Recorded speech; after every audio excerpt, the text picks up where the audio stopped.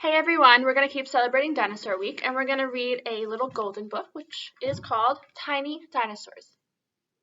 It's about dinosaurs like we've been reading about the past few days and I think you guys are all going to like it, so let's start. Millions of years ago, huge dinosaurs walked the earth. They were the biggest animals that ever lived on land. Ultrasaurus may have been bigger than a 5-story building. Look how big. It's an Ultrasaurus. Fierce Tyrannosaurus was as tall as a telephone pole and weighed as much as a school bus. When he ran, the ground must have trembled.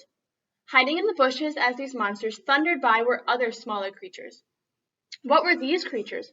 Some were lizards, others were small mammals, and others were tiny dinosaurs.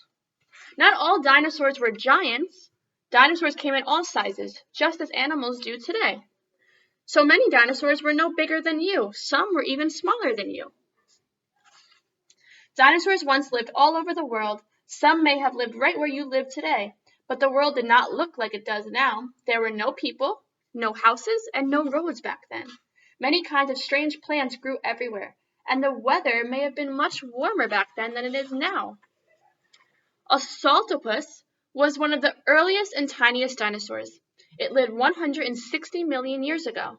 Saltopus was only the size of a cat and ate bugs and lizards. With its long legs, it looked like a featherless roadrunner and must have been very fast. People used to think of dinosaurs as being great big lizards, but now we know that they were not. Lizards are cold-blooded, and today scientists think some dinosaurs may have been warm-blooded. Many dinosaurs walked on their hind legs like birds. They carried their tails in the air for balance instead of dragging them on the ground. Lizards cannot do those things.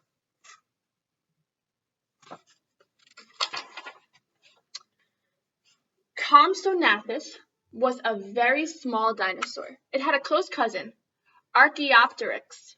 Both had long tails and sharp teeth. Looking at the bones of these two cousins, it is very hard to tell them apart. But Archaeopteryx also had wings and feathers. It was a good flyer. It may also have been able to climb trees using the claws on its wings and legs. These tiny dinosaurs fed on insects, lizards, and other tiny animals. They were fast and agile. They had to keep out of the way of their hungry, bigger cousins. Being such little animals in a world of giants must have made most of the tiny dinosaurs very timid. They probably lived like mice or chipmunks do today, darting about quietly in search of food. Look how big that one is back there. And you can see, here's one of the tiny dinosaurs. Not Deinonychus, though. A little smaller than a man, it was one of the fiercest dinosaurs of all. Deinonychus had a mouthful of sharp teeth and a sharp middle claw on each back foot for slashing. It was very fast and could outrun anything it couldn't eat. But not all of the tiny dinosaurs were meat eaters. Some ate only plants. Psittacosaurus, or also called a parrot lizard, had a powerful beak like a parrot's. It used its beak to eat tough plants and small trees, which it ground up in its stomach with stones it swallowed. Another plant eater, Ammosaurus, was only the size of a large dog. Like its big cousin, Brontosaurus, it spent most of its time on 4 legs, although it could stand and walk on 2 legs, just like us. Heterodontosaurus was only the size of a turkey and fed on plants. With its grinding teeth, it could eat almost anything. With its biting teeth, it could fight off other dinosaurs.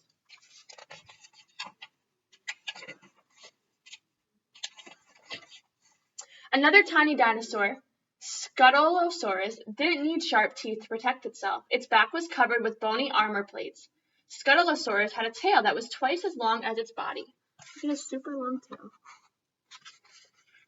Some tiny dinosaurs were tiny because they were babies. Even the biggest of the dinosaurs were tiny when they hatched from eggs. Many dinosaur babies were so small they would have to fit in your hand. Even a newly hatched Brontosaurus was probably smaller than a cat. You might not recognize a baby Stegosaurus unless you saw it with a grown-up one. Stegosauruses may not have grown their back plates until they got older. So this is an older Stegosaurus, and this is a baby one. They don't have those big back plates yet.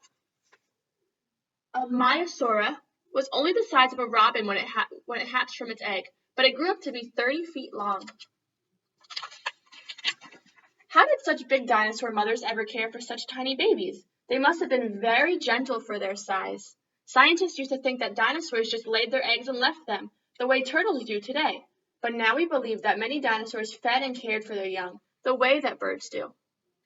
A dinosaur mother was too big to sit on her eggs without breaking them. Instead, she covered them with leaves and moss to keep them warm until they hatched. The little dinosaurs would stay close to the nest until they were big enough to go off on their own.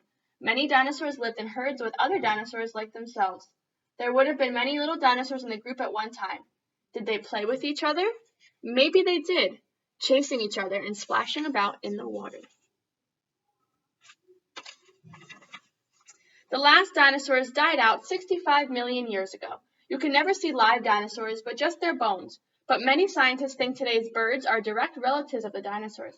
So the next time you feed the birds, you can imagine that you are feeding tiny dinosaurs. The end. I hope you guys enjoyed that book, and I'll see you guys soon.